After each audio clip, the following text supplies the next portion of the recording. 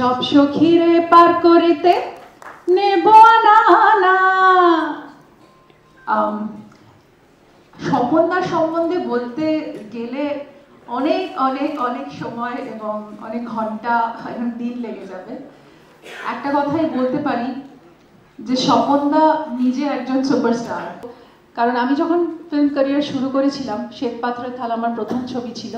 ছবিটি খুবই সাকসেসফুল হয়েছিল। প্রভাত রায় আমাকে প্রথম ছবিতে এনেছিলেন এবং সেটা ন্যাশনাল অ্যাওয়ার্ডও পেয়েছিল। বেশ একটা সাড়া পড়েছিল।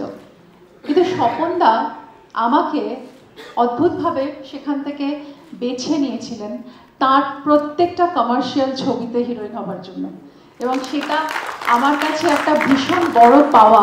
সুজন সখী ছবিটা যে কি বড় মাপের হিট হয়েছিল, অসীম সরকার প্রডিউসার ছিলেন এবং পরে জানতে পেরেছিলাম যে দিকে দিকে এই সুজন সখীর গান আর নাম ছড়িয়ে পড়েছে এবং সেই ম্যাজিক করিয়ে দেখিয়েছিলেন স্বপন সাহা।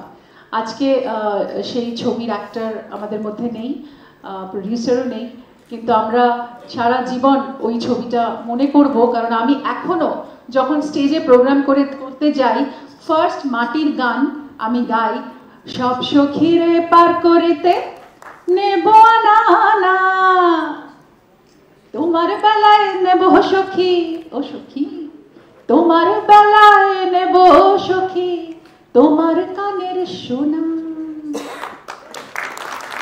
এই গান এখনো মানুষের মনের মধ্যে মানে গুঞ্জন করে। এবং স্বপনদার সাথে কত ছবি করেছি তার হিসাব আমি করে রাখিনি, কারণ অগুন্তি ছবিতে কাজ করেছি এবং অগুন্তি সুপার ডুপার হিট ছবির নায়িকা আমি স্বপনদা। এবং স্বপনদা একটা ছবিতে আমি যখন কাজ করতে আসতাম তখন আর একটা শাড়ি চেঞ্জ করে আসতে বলতো যে ওই সেটেরই আর একটা জায়গায় স্বপনদা আর একটা ছবিরই শট নিয়ে নিচ্ছে, সেটা আমার জানা নেই। এই হচ্ছে স্বপন।